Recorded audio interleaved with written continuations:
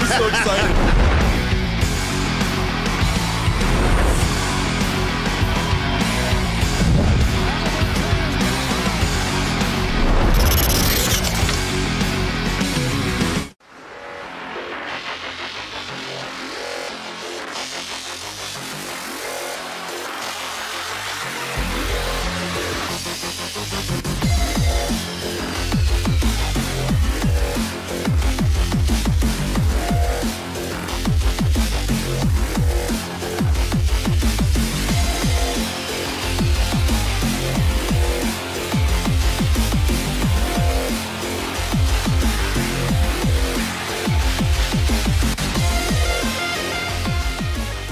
It's time for Two Guys and a Goalie with Dustin Nielson, Matt Kassian, and the goalie, Joaquin Gage. Well, hello there. I almost felt like it was Friday for a second, but it's only Thursday. I know, I almost was just like, happy Friday. But it's Thursday, I guess. It's Two Guys and a Goalie. Two Guys and a Goalie, brought to you by Sandman and his crew over at GS Construction. For over 50 years, they've been working with those of you around the community to make Edmonton a better place. Visit them at gsconstruction.ca today. So we're sitting here, and I'm looking at my computer working. I'm like, I thought Gager's like sweater smelled or something. I was like, man, Gager, something smells like really saucy, almost like pizza. And then I look, and you've got a couple leftover slices of royal pizza with some, what's that, tangy barbecue? Or? Yeah, I put the Hefe's hot honey on there. Is that what that's hot honey? That's nice. It's very, very nice. How many leftovers we got left over there still? There's lots. Is there still lots? Yeah. Perfect. All right. Did you have some too, Nanzo? All right. I might grab some after. Nanzo told me, Two Guys hey, today. go get some. He's dishing. You did. Yeah. Well, you might as well. You don't want it to go bad. No. Before the honey badger and Coob get a hold of it. Yeah. It's like vodka. You don't want it to go bad. Yeah. That's the last thing you want, right? All right. It is Two Guys A Goalie. We are brought to you by GS Construction. As I say, we'll bring in Kass here quickly. Kass, we did that chore draft has almost 1,000 views on YouTube now. So we did a draft of chores after our staff meeting last night, and we hit like 150 live. There was over 250 comments on the live chat. It was only a 30-minute broadcast, and it's over 1,000 views now, which is kind of funny. Of the 11 of us drafted the chores, and I have a couple of concerned spots, I think, there. But Kass, where you work full time, do you guys ever draft stuff? Oh, a classic mute. Oh, there we go. No, at our house? No, like at work. Home? Like, do you guys ever like draft stuff around the office? Because we haven't, but I kind of like the idea of doing that. I think the chore draft is a great idea. It's contentious, maybe. But I could roll with that. I haven't, but I like the idea of that. Like, I'm trying to think of what else you could draft. I mean, you draft offices, but I don't know. So we draft chores last night, and the two I was telling Gager and Hernan that there's two that I'm already a little bit concerned about. Gager, you could probably guess them too, but Tommy Gazzola in the kitchen. I mean, I'm pretty concerned about this. I think you had some patience in the kitchen that Tommy might not end up having. Yeah. Like, I would see 4 or 5 plates just sitting in that one sink, and I was like, what's going on here? With stuff on them. With stuff on them. Yeah, that's what. I don't know who the culprit is. And I cleaned them or whatever. Yeah, but I would not do that. Like, see, I don't understand. Just even if you just rinse it for a second, you know? And even like the cutlery, what I would do is I'd sometimes, quickly fill it, if there was a glass in there, fill it up with water, put the cutlery in there, just so it soaks. Oh yeah, just for it soaks a little bit. It makes sense, reasonable. Easier to. Yeah, that's not asking too much. But you've been in Tommy's kitchen, right? Yeah, there's nothing there. Pretty empty. pristine. Exactly. That's the thing. So at first, I had pause on the ride home when I was driving home last night too, Dusty, about the kitchen. But then going to Tommy's, and Reed said it last night best. It's like he lives in a show home. you know? Tommy, actually, you're right. He does live in a show home.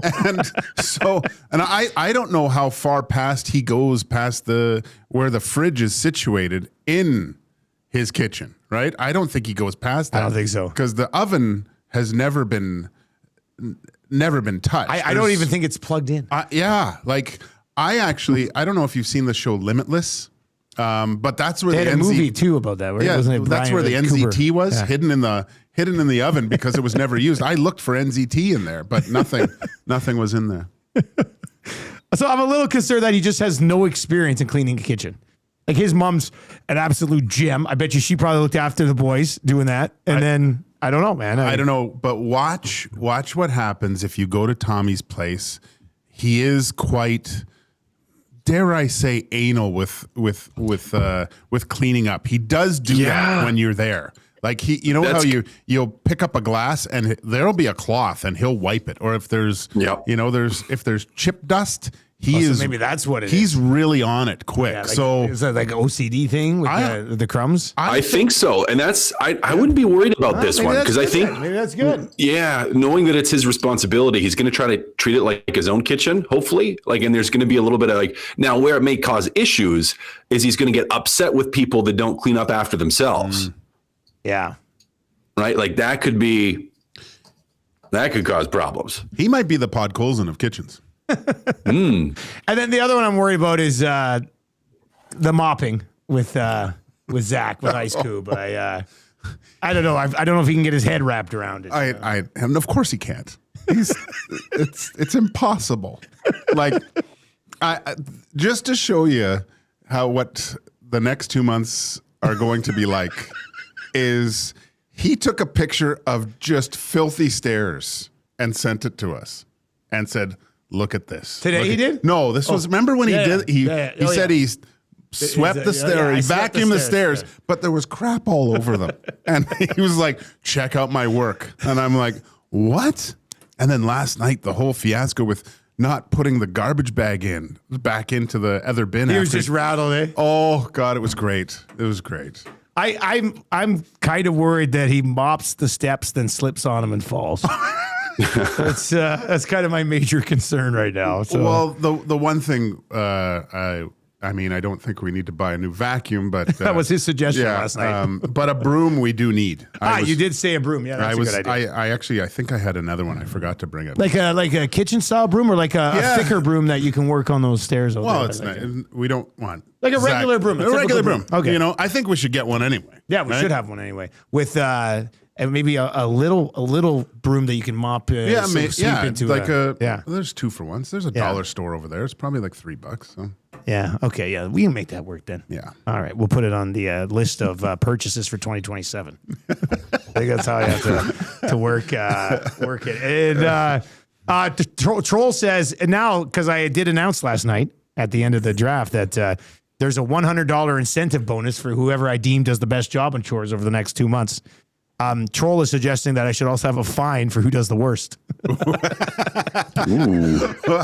Or maybe the veto power of not being able to get, like if you haven't got it, you can't get the free space because of the lack of discipline in your. For who's worst? Yeah. Oh wow, that's an interesting way. I noticed today I'm sitting there in my office between shows doing some work and I had the door closed. And I see Eric walking by on the wall, dusting it, looking at me like, "Oh, look at me, I'm dusting." Everyone wants that $100. I took out one of my notebooks and I put chorometer and I put LTE 1. So it's on. Mike outside of Edmonton texts in and says, "Guys, I watched the chore draft at like 4:30 this morning. It's the best thing you can watch at that hour," which is probably true. I mean, that's probably true. It probably is the best thing that you can watch at that hour. All right, it's the Oilers and the Penguins tonight. Let's start with this, Gager. Tristan Jarry. Apparently, I thought it was going to be, so they went Jarry last game. I thought Knobloch talked about with him coming up off injury, they probably wouldn't mix him in, a lot in, not back-to-backs, but like 2 games in a row. But Tristan Jarry, you think Tristan Jarry went to him and said, "Hey, man, I want to play Pittsburgh"? No, I don't think it's just the way they're going to draw it up then? I think he just looks at it and I thought it lined up perfectly because I know we all wanted the Skinner Jarry. I guess it's a rematch, right? And it is. It would be a rematch. Yeah. And Skinner's not even playing tonight, so that's another a puzzling one. But yeah, I got a theory on that. We'll get back to finish, but I got a theory on it. I don't think he went to it. I'm quite surprised that it's not Ingram in net. And it gives Jari another chance at his old team, I guess. But yeah, I thought they would go 1-for-1 for the next little bit until really someone establishes themselves as the guy. Kass, your thoughts on Jari getting the call instead of Ingram? Yeah. I think he probably went to the coaches and said, hey, it feels pretty good. Put me in there. I think that legitimately was the reason behind it. On his half and on the Oilers' half, they probably are looking at it and saying, hey, here's another opportunity for him to play against his old team. Guys like that. Guys like, and teammates like, especially for a goaltender, it's like, hey, yeah, this is his old team. Like, let's get up for it. I think there's an element of that. My theory on the Skinner thing there, and I think the reason that Pittsburgh played him in Calgary was if you look at some of the comments he made about Edmonton, Skinner, recently, like you can't tell me that there weren't going to be some boo birds and some things going on from a crowd standpoint and from the Oilers teammates standpoint, where there's, we'll call it bulletin board material, right? Where there's like, hey, look, he obviously didn't like playing with you guys and this and that or whatever you could use in the Edmonton Oilers locker room. And for Stuart Skinner, the Pittsburgh Penguins probably looked at this and said, hey, we got back-to-backs. We got to play both the guys anyways. Why not give him Calgary and then just not even worry about playing him in Edmonton? Like, he already played the Oilers once in Pittsburgh. It happened right after. But why are we going to invite some of that emotion into this game on behalf of the Oilers and the crowd? Because if Skinner's out of it, it just kind of takes that element out of it. So it's not shocking to me that they're not playing Stuart Skinner. Stuart Skinner. My theory. Anyways. Stuart Skinner in his last 7 games with Pittsburgh, he had a rough start. In his last 7 games, he's won 6 of them with a .933 save percentage and 1.60 goals against average. So Pittsburgh is obviously very happy with what they're getting between the pipes from, like, think about that, .933 and a 1.60 in his last 7 games, and he's won 6 of them. So good for him. I mean, he's kind of finding a groove. Here's another aspect of it. And like I said, you can text us anytime, 780-218-9999. Not so much on the Skinner part of it, but on the Oilers goaltending thing. Saskatoon Muncher, says, did you guys see the quote by Mark Spector from Pickard? He's handling it professionally, but this whole 3 goalie situation is not ideal. They need to choose which one of them they see as a backup for next season and get one of them signed, because if you don't sign Ingram, Pickard might walk as a UFA, and then you have to find a new backup altogether. I did search the article from Spec to find the quote from Pickard. And I guess this is, I'll read this one. He says, it hasn't been my best season. I don't love how it got to this point, but I get it. I can't be boiling mad coming to the rink every day, because that'll just be counterproductive for what I need to do. I don't like it. I'm not having fun with it, but I'm still coming to work every day, working hard, because you never know what's going to happen. I have to be ready for my next opportunity. And I guess, Gage, that's pretty much exactly what you would think he would be thinking and how he has to approach it. That's the perfect mindset. Basically, that's the only mindset. It's the only thing he has control over, is being a professional, right? And being the guy that's, from all accounts, is what's made him such a popular teammate in that Edmonton Oilers locker room, right? So I like what he says, but it does suck. It's terrible, especially when you can kind of see the writing on the wall too, right? It might be on a whiteboard, but you can see you're out the door a little bit. Ingram's playing great. He has been a number 1 goaltender. While Stuart Skinner was with the Edmonton Oilers, Calvin Pickard was considered the number 2 guy. Jari's been a number 1 for a number of years. So yeah, something drastic has to happen here for Pickard to even get to that backup role. There has to be an injury, or someone's play just has to fall off a complete cliff for them to look at this. And the thing that's hurting Calvin Pickard right now is, because of the season he's had so far, is, and I've said this, that Tristan Jarry and Connor Ingram have made the save that the team needs at that particular moment during the games. Whether it's up 1, down 1, they've made those saves to keep their team in it. They haven't let any of those back-breaking goals that I think from the start of the year we were getting accustomed to with the 2 guys that they had. If you want to chime in on this goalie conversation, 780-218-9999, 780-218-9999. This is interesting. The Pittsburgh Penguins are 9-2-2 since December 25th and have allowed the fewest goals against per game in the entire league at 2.08 with the Skinner and Shelov's tandem. So both those things seem to be working between the pipes right now for the Pittsburgh Penguins. We'll see if McDavid and company can you might want to get to them. There's another variable that you have to put into that equation. And that is King Kulak. Yeah, he's your guy. Hey, he's your guy. There's kind of a reason why all of a sudden this team is a lot better defensively. Makes a huge difference. Massive difference. You think he's a big well? He's playing with Letang and Carlson out. I mean, he's basically a top pairing guy in Pittsburgh right now. Yeah. And he allows those guys to play their game a little bit more, right? Because he's responsible and can get around. Yeah. It's not only Stuart Skinner. Kass, just let's continue with this. What do you call him? King Kulak? King Kulak. This King Kulak conversation. Mr. Kulak when I meet him in public. Oh, okay. What have you thought of Stastny so far, who was basically brought in as a Kulak replacement? And prior to the deadline, follow-up question, prior to the deadline, would you be looking to add essentially a Kulak type to maybe play ahead of Emberson, if that is the case? What do you think about that back end right now? Yeah, well, I would love a big physical right shot D that plays like a mean, angry type of game. That would be fantastic. Would love that for this group. Would I be looking to bring that in if I could? Absolutely, I would. A guy that can play 6'7", play in those spots. That would be great. But for Stastny, like he's grown on me a little bit. Like he's getting there. The Stastny at his best is not Kulak at his best yet. Like Kulak at his best was incredibly effective. We saw him play. Fair. I think that's a really fair way to say it. Yeah, I think that's because I don't want to say he's been. I think there was a little bit of struggle off the start for Stastny, like where there was just some. I don't know if confidence is a thing or adjustment, however you want to put it. But he wasn't at his best early on, and I don't know if we really truly know what his absolute best is yet. But Kulak, we could see, and we have seen in years past, where when he plays well, he can be incredibly effective deep in the playoffs. We've seen that. Now, I don't think he was having his best season from a regular season standpoint.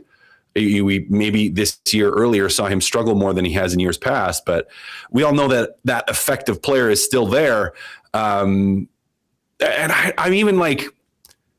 hesitant to say that they brought in Stastny to like replace Kulak, because you're not really like Kulak can play up and down your lineup, play on both sides, play deep in the playoffs. And I don't think Stastny's there. You brought him in with the hope that he will at some point replace Kulak, but he's not quite there yet. So, still to me with that trade, like this was the hardest part of the whole trade was Kulak going, right? Not the pick that concerned me. It was Kulak going. And I still think there's some challenge there because as kids, you said like Kulak, he's really good. Still really good, like just a steady guy out there. Again, struggled a little bit this year, but it's not an Edmonton Oiler anymore, so we can't worry about it. We've got to look for that defenseman somewhere to bring in, I think. And that's I don't want to say that to criticize Emberson either, to say he hasn't, because he has actually been growing on me as well. Like he's been playing, I think, better and better and better, and is finding himself a little bit of a niche here on this roster as well. But it still would be nice to have a little bit more meat in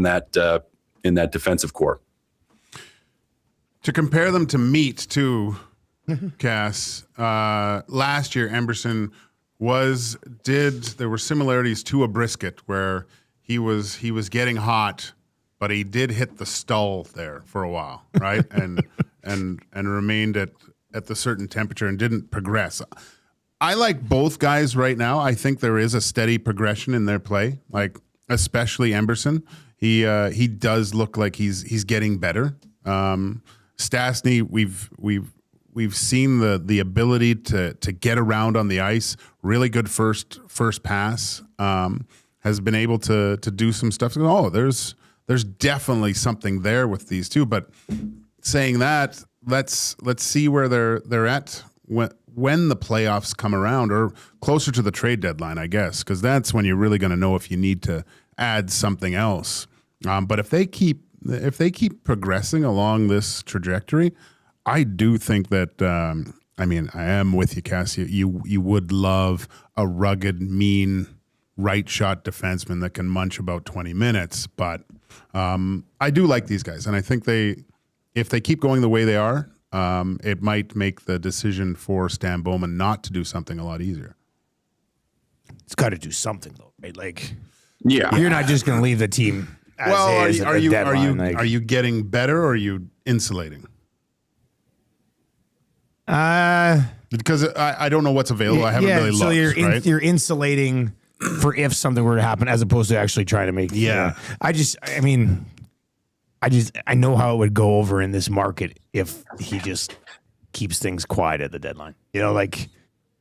Did we talk about this on Tuesday about what they should do, or what did we want? I think we basically laid out what would be their number one priority prior to the deadline. It was a forward though, wasn't it? I thought we were saying third line, like center. the top. Yeah. Let me ask you this: like, when you watch the Oilers play right now, do you ever think they miss Adam Henrique?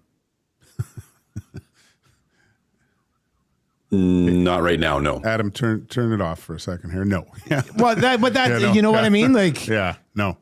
Not right now. No, I don't. I think I said this morning. I said, I don't want to be a dick by saying this, but I watch these games, and at any point in the game do I go, oh man, they need Henrique in this lineup. You don't feel that way.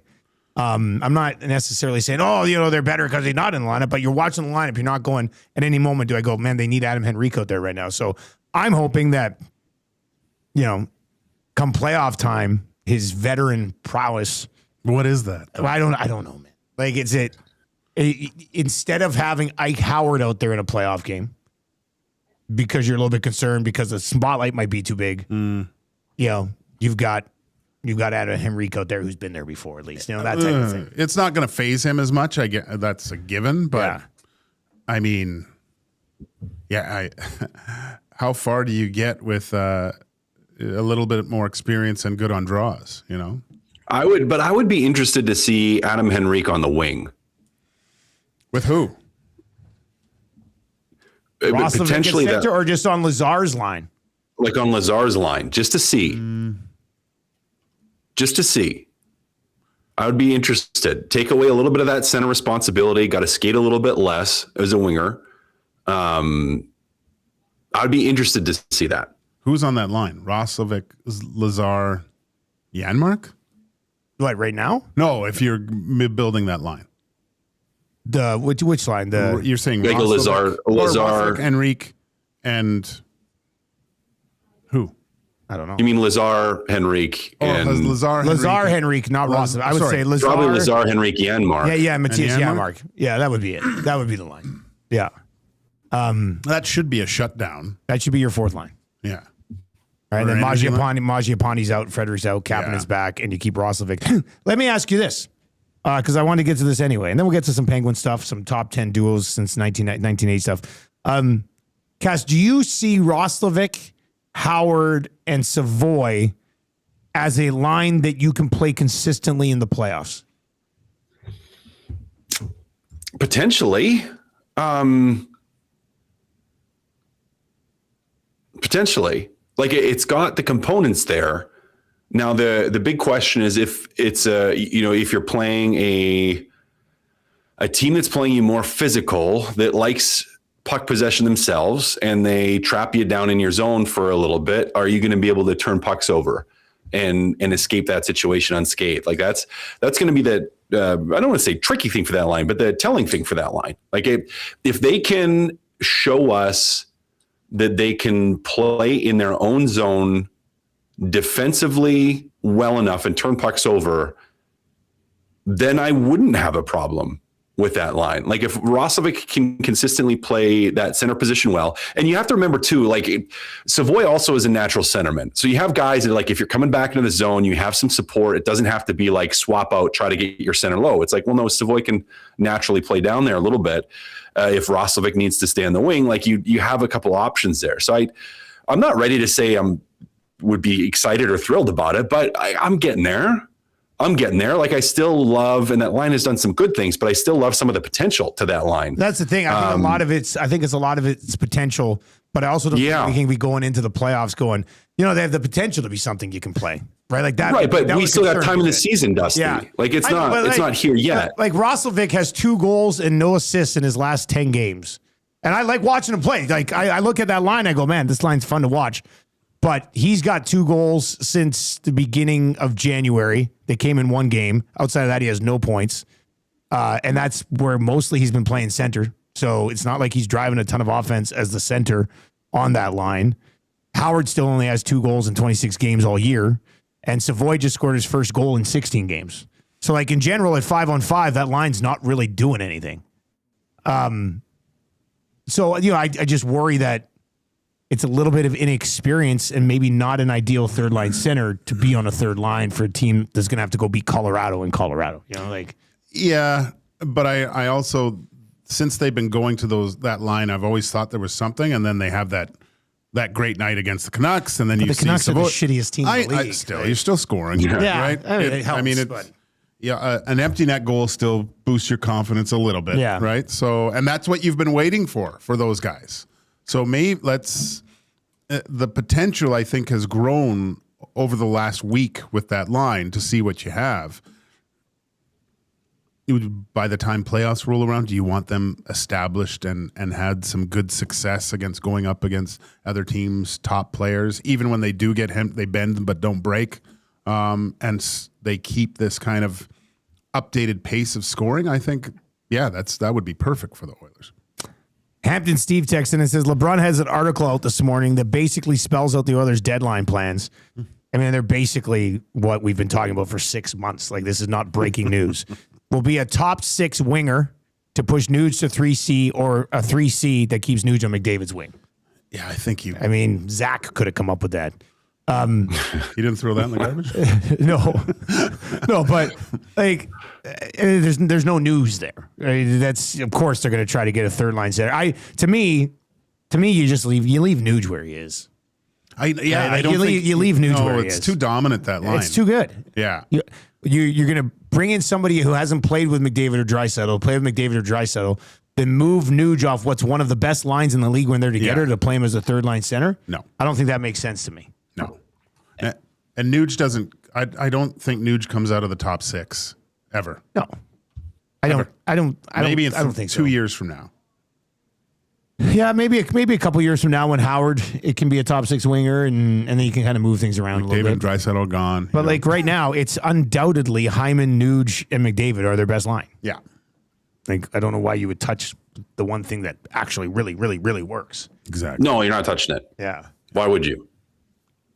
780-218-9999 is where you can chime in as part of this conversation.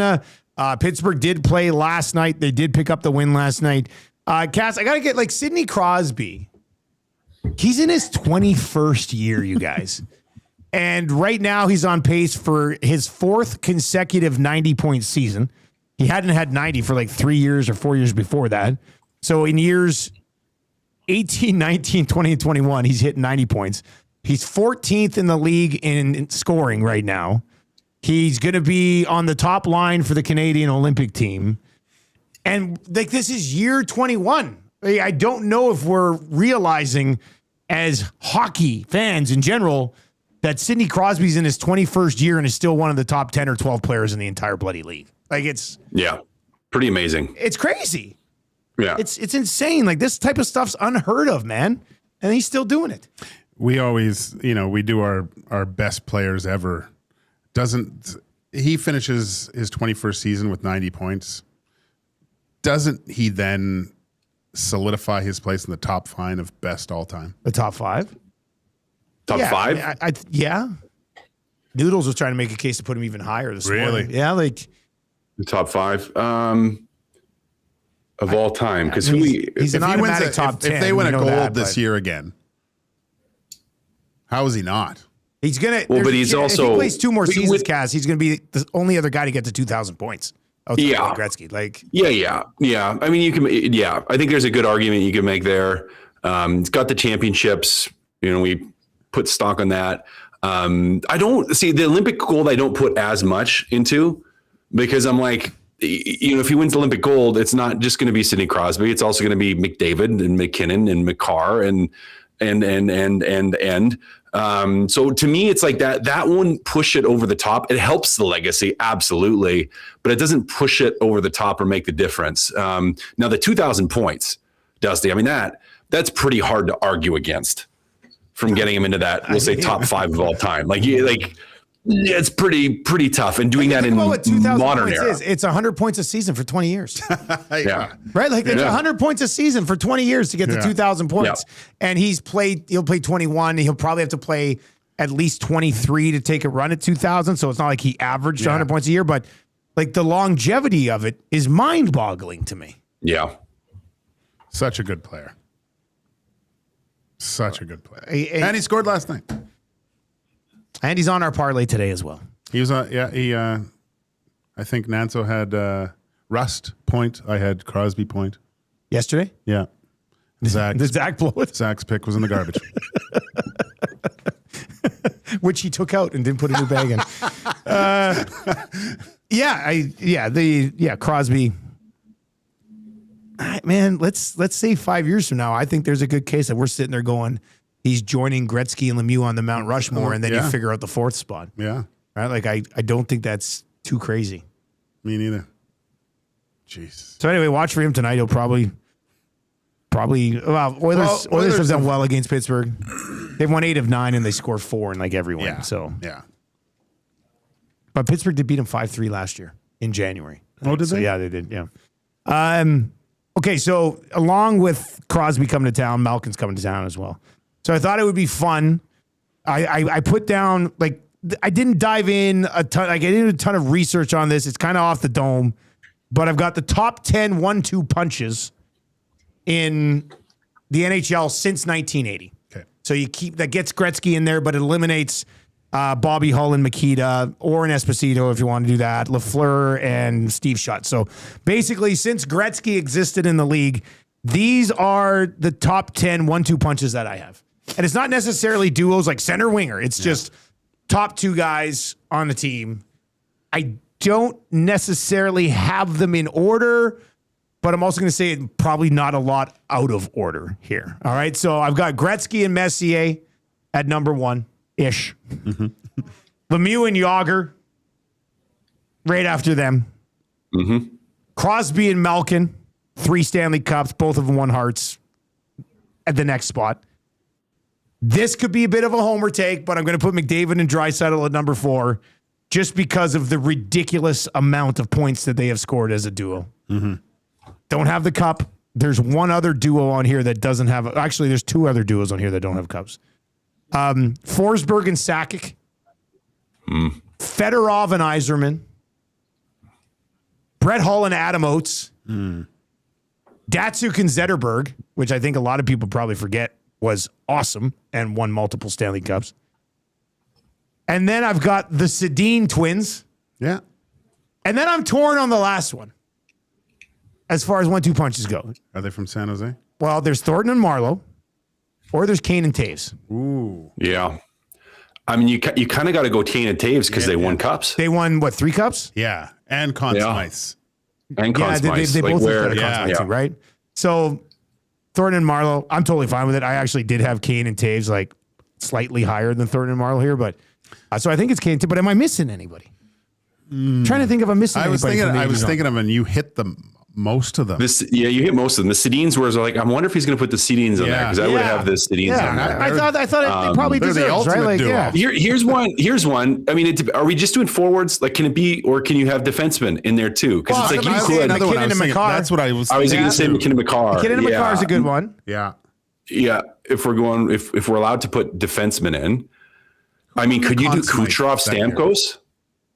Kucherov, Stamkos. I mean, that's yeah. I mean, But Stamkos didn't really play. Like he didn't play. Yeah, the well, first you- cup. But, I guess we're Okay. looking at the whole thing. Yeah, take the whatever. whole thing. The whole thing, yeah. Or could you go like Kucherov? I mean, you could go like Kucherov and Hedman. I think Kucherov point. Thunder almost. Dan is saying, what about Bossy and Trottier? Oh, of course.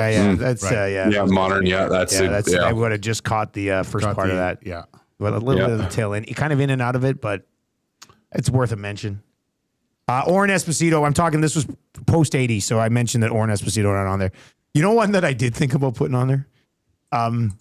Was when Niedermeyer and Pronger were together.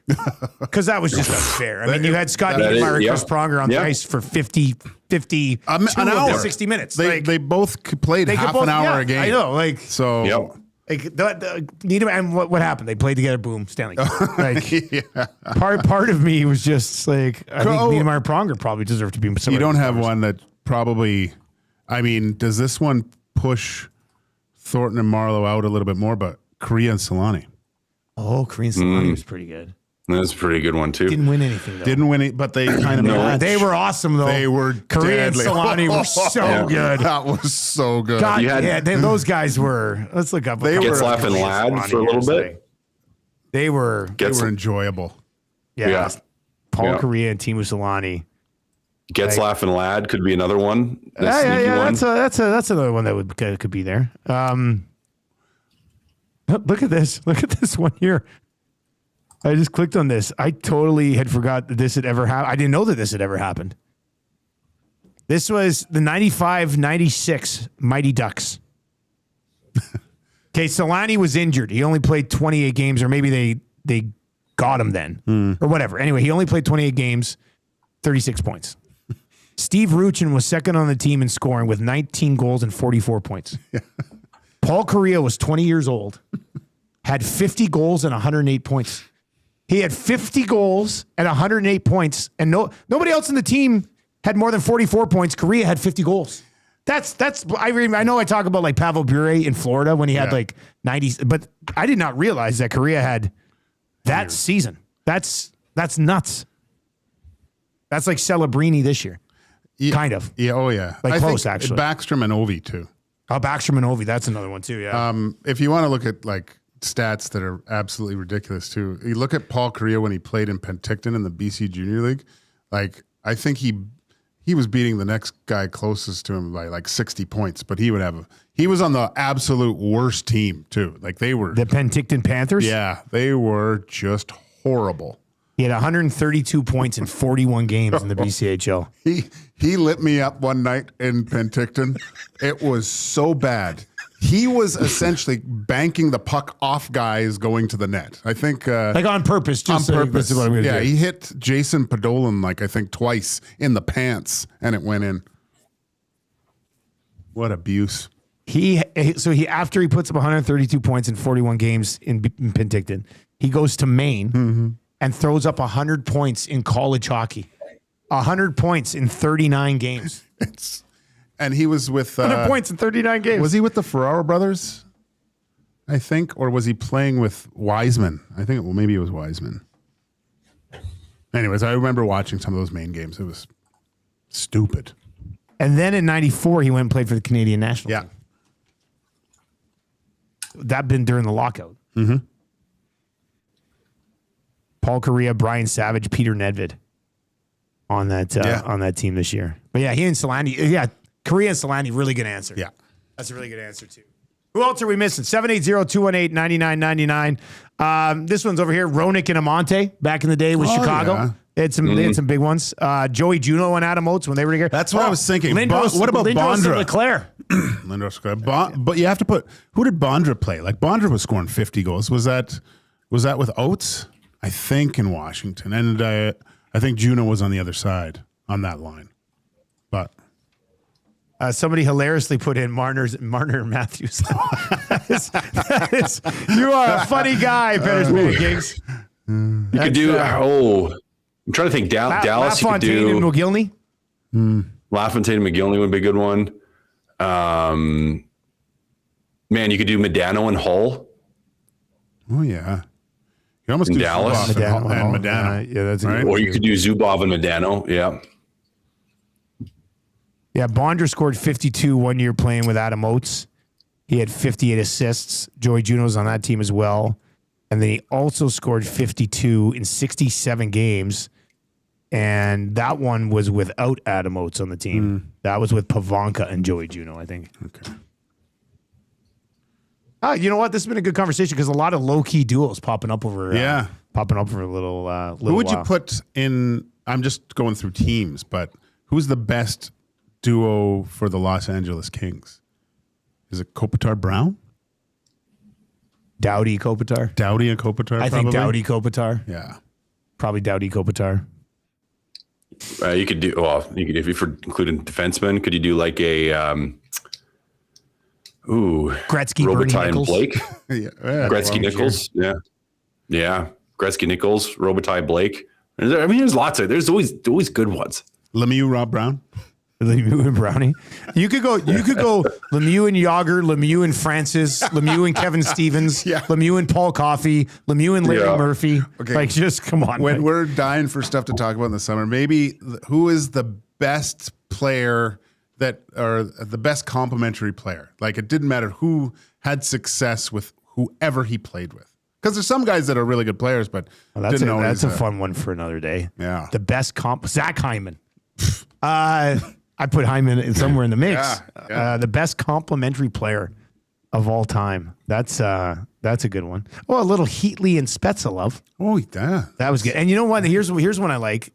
And I don't know. They must have texted in again. Oh, here we are. Yeah.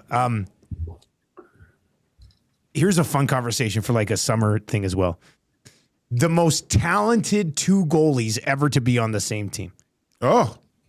Like it's a 1-2 punch between them. The most talented two goalies, where like maybe one of them was just a backup on his way up, and I think there's one really good answer I'm looking at in the inbox right now, but Gage. I mean, are we like Ranford Fear? Gage and Sallow? Oh, Gage, I love you. You're the best. No, it would be tough. I think it would be tough to top this one. Oh, because there's one that they. I was going to say Ranford and Fuhr is the first one of the ones that pops in. Were they together? Yeah. I thought they were together for a year or two. Did they get a year or two? Moog left. Moog left, and then Ranford was in, and Ranford took over the net. Yeah. Yeah. Okay, that's a good one. I think this one here is better, though, the one that I'm looking at right now. See, this one was never used, and Brian Marchment always used to complain about it all the time. He said he would have a cup ring.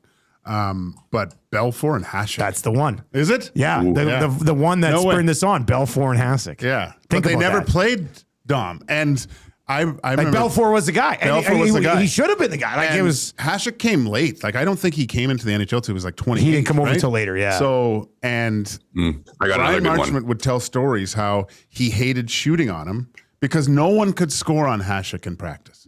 Nobody. And they're like, why aren't we playing this guy? And Keenan just could not go with Hasek. He had to go with Belfour. They were only together. Like Hasek was there. He came over in 90-91. Yeah. And played 5 games. And then the next year he played 20. And then that was it. He was off to Buffalo. Here. I got a couple good ones. I got 2 good ones. Okay, one sec. Let me give you one of the all-time worst trades you'll ever see. Well, all-time good trade for the Buffalo Sabres. Okay. This is like the Hasek trade. Think about this. Yeah. They got Dominic Hasek, who went on to arguably be the best goalie ever, in exchange for Stefan Beauregard and future considerations. Yeah. That hurts.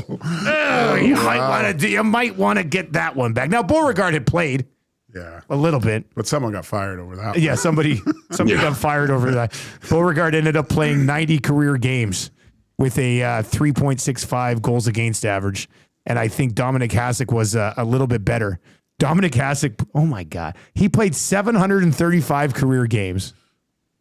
Finished with a goals against average of 220 and a save percentage of 922 over 735 games. That's And crazy. you got him for Beauregard and futures. Unless those futures were absolutely incredible, that's a horrible deal. Cass, who are the other 2 you got?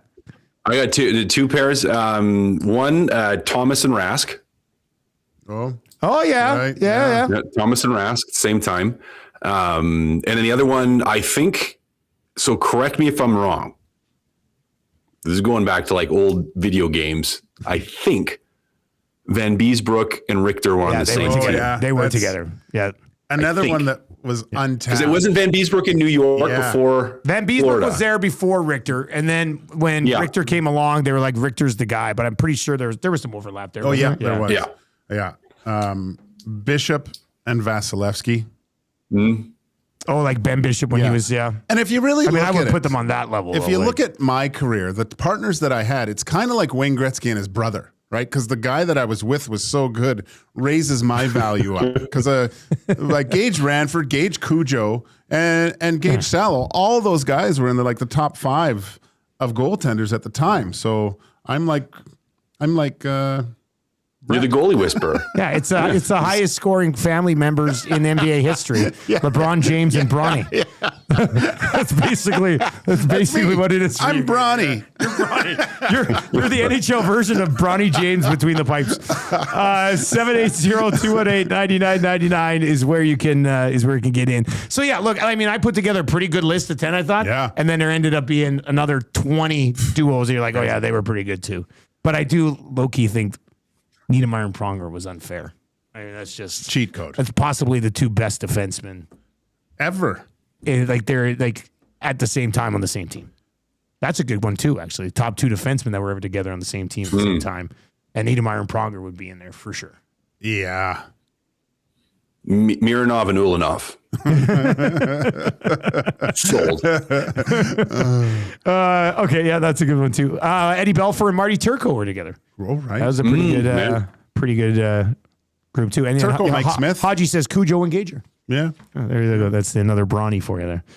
All right, let's get into hired or fired for GS Construction. I got 3 questions, but we've got about 8 minutes. So if you have a hired or fired question, feel free to text it in 780-218-9999. Here's a great one. Look, Luke in Cowtown Gager says, Gager, best complimentary goalie? I don't know if he's asking you for that or if he's saying you are, question mark. But hey, Mac T said it to my face. I miss your laugh. And you're great in the room. Stay there. Yeah.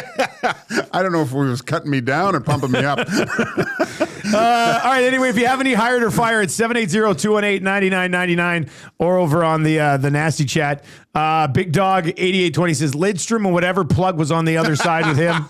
Al McInnes and Gary Suter together. That was a pretty good 1-2 punch. That was pretty solid. All right. The Colorado Avalanche are the only team in the West that Oilers fans should really be afraid of. Hired or fired?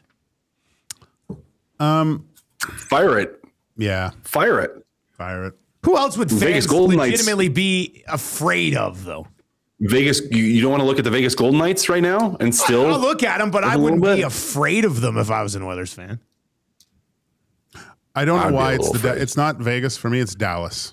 Yeah, but they've Dallas, beaten dude. Dallas. There's I know, 3 but teams. I Why, it's like, I just find that I'm this year. We're going this year. Right? yeah, you're right. It's different. It's a new year. It's a different year. You see that goal that Robertson scored? That shot? Oh my God. He's pretty. How about a guy being snubbed for the Olympics right there? That's just kind of throwing up Did you the see finger. that goal, Cass? That was No, I didn't even watch it last night. I'll pull it up right now. dude, you gotta look it up. He should be on the Olympic team For that shot alone. just because he scored that goal. And it wasn't like a horrible goal from the goalie. Like, No. The goalie, it was almost like it was to the point where Robertson timed the shot so perfectly that the hole opened up just as the puck arrived. Like, it was one of the best short Is it the one on Swayman? swipes. Yes, it was on Swayman 2 nights ago against Okay, Boston. I'll pull it up. Outside extreme shelf. It was a perfect hockey shot. Perfect. It was unbelievable. I didn't think there was room there. And then the puck just went in. There wasn't room there. It was nuts. Everyone's like, I'm glad did you that brought go that in? up. I'm glad you brought that up because was that was unbelievable. if you haven't seen this Robertson shot yet, go on Twitter, go on the highlights, just search Robertson on Swayman, you will see it. Phenomenal shot. There's a great guy on All right, TikTok. I want to see the replay here. Got it. Oh, jeez. I know. It's just not. There's nothing there. You know what I hated as a goalie when someone scored like that?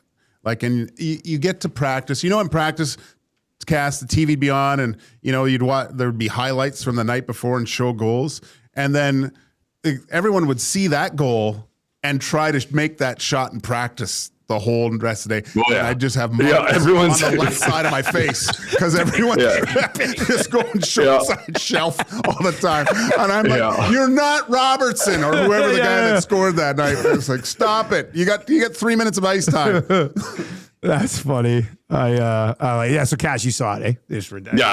That's disgusting. Yeah. And the fact that he's not on that team, man, it's so crazy he's not on there. I don't want to throw shade at like Vinny Trocheck, but you're not going to have Jason Robertson on that team. No, you do mean to throw shade, and it's okay to want to throw shade in that.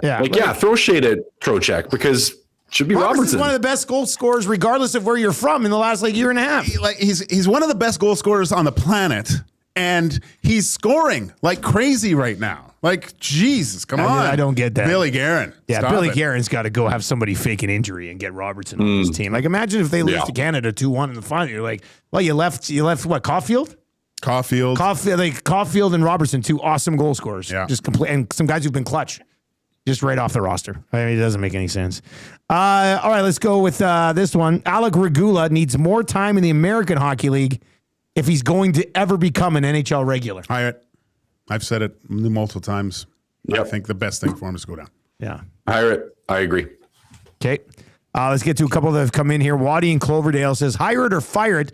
Tommy selecting kitchen will put a strain on his relationship with Gager, who had previously done the kitchen. Fire. The relationship I have with Tom Gazzola is so strong. I mean, look at the guy. Women lift the seat up for Tommy when they leave for him. Oh, I better lift the seat back up. Tommy's in the building. I'm gonna fire it. I think they're politicking publicly with them both saying they're okay with this. I think there's a wedge there. Oh wow! I think there's conflict there, and I think we're going to see some issues.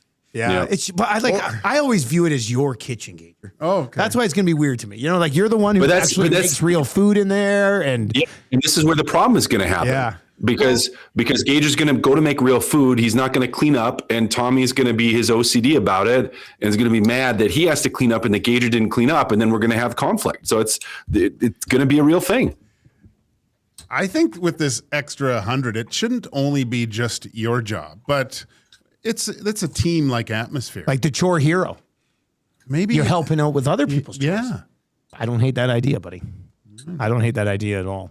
All right, what's what you could do? Oh yeah, go ahead, Kass. Go do that. I was going to say, you know what you could do beyond the $100. Yeah, because you know how like the Oilers, you get like the hat or like the jacket thing, like a belt. Or something like a belt or that sort of thing is like even ongoing. Like after the $100 thing, it's like you could have your chore person of the month. Like an apron or something like that? Hey, Kass, if you want you to could do a French belt. maid's outfit, just let me know. Do a belt. Yeah, French maid's outfit. I was going to say, no, you do a belt and like get engraving on it. Like you get your name engraved on it every time you're the chore person of the month. I don't hate that. I've also been thinking of getting like a championship belt for the EST drafts. Oh yeah. And we keep that. So then maybe we do like the painter or plumber type of thing for the chores. Actually, maybe it's a plunger. Maybe it is a plunger. That's what it is. There's something. If you have any ideas for what cool thing we could make the person wear who's best at chores, hit us up, 780-218-9999. What's coming up in EST Afternoons? Obviously, we'll get into this Penguins game. Hernand's News at 1:20. Joe Brand, 1:40. Radio voice of the Penguins, which will be cool. Red Light District's got to be pushed back to 2:05. And we'll just get ready for the. It's always fun with McDavid and Crosby. We'll probably do a deep dive. And then I'm going to be on Reed Wilkins' show at. I heard you popping on right away at the top. Okay. Now, on Tuesday, we were kind of giving our predictions for the game, and you very accurately said the Oilers were going to be ass on Tuesday night, and they were for 40 minutes. Yeah. What's the vibe tonight, Gager? What do you think? It's going to be completely different. The Oilers are going to play a full 60. They're going to get back on track in the win column. I look at this probably 5-3 empty netter. So bet the over. Yeah. Kass, you feeling the same thing or what? Yeah, I think they bounce back. I was wrong. Gager, you were right. I hate saying that. The goalie I thought they were going to be. The goalie wins. I thought they were going to be real good the other day, and they were not until the third period. So I was wrong. But I do think they bounce back tonight. I think it's a good game. I think it is tight. Pittsburgh's playing pretty good. Yes, they're back to back, but it's going to be tight. OT tonight. I'm going to go 3-2 Edmonton OT. Okay, there we go. I just think there's going to be some goals tonight. I would bet the over. Yeah, you would bet the over. All right, okay, good to know. All right, that's going to do it. EST Afternoons is on the way next. Thanks for joining us on Two Guys and a Goalie. Tell your friends if you enjoy the show. They'll probably like it as well. Every Tuesday and Thursday from noon until 1. EST Afternoons is on the way from 1 until 3. The Reed Wilkins Show from 3 until 6 today. And then the GCL Diesel pregame show gets rolling right at 6 o'clock tonight. Two Guys A Goalie has been brought to you by the crew over at GS Construction. For Kassian and Joaquin Gage, I'm Dustin Nielson. I'll talk to you tomorrow morning on The Nielson Show.